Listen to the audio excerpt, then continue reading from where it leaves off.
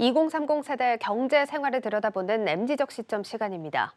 이 디지털에 능통하고 할 말을 하는 MZ 세대가 노조 설립에 나서면서 노사 관계에도 상당한 변화들이 나타나고 있습니다.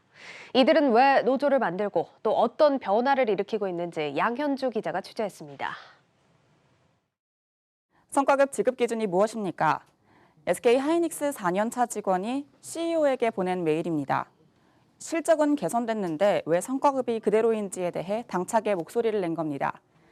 최근 성과급에서 시작된 MZ세대들의 불만이 그동안 소통 창구가 없었던 사무직의 노조 설립으로 이어지고 있습니다. 지난 2월 LG전자 입사 4년차 31살 유준환 씨는 사상 최대 실적에도 직원들에 대한 성과급 지급이 제대로 이뤄지지 않자 사무직 노조를 만들었습니다. 블라인드를 통해 비대면으로 노조원을 모집하고 SNS로 의견을 받았습니다.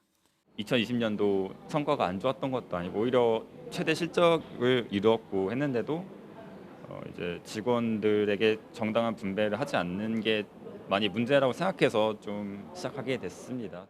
금호타이어에서는 최근 생산직에만 경력금 100만 원이 지급된 것을 계기로 사무직 노조가 설립됐습니다. 역시 젊은 직원들이 주축이 됐습니다.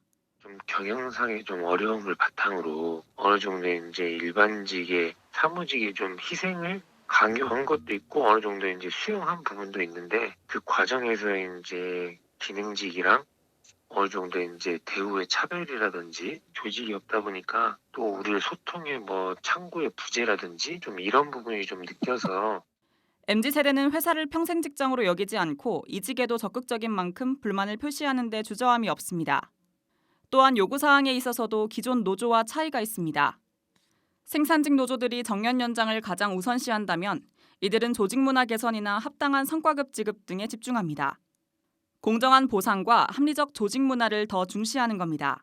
오너가 그냥 나눠주는 대로 달게 받고 그냥 아니면 노동조합이 있으면 노동조합이 교섭을 통해서 어떻게 한다라는 것 외에 재벌 회장의 선심으로 그냥 수용하던 것이 지금 이제 젊은 세대 같은 경우에는 그런 방식이 공정하지 못하다라고 하는 문제 제기를 표출하면서 독자적인 노동조합까지 나아가고 있는 걸로 이해하는 게 맞지 않을까 싶습니다.